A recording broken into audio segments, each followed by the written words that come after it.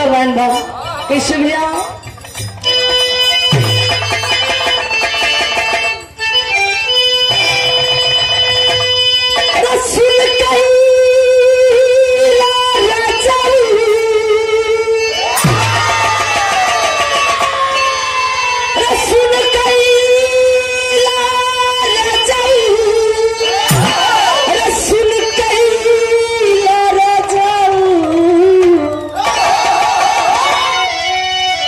अरे सुन कोई ना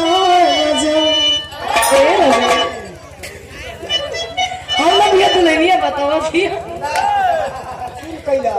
सुन कैला आज भैया सुन कैला राजा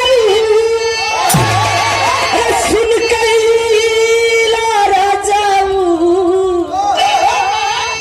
कचौड़ी गली सुन कैला राजा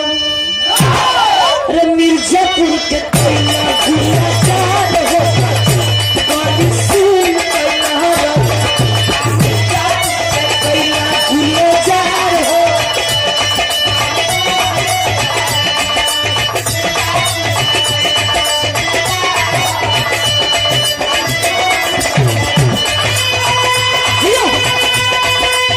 क्या बात है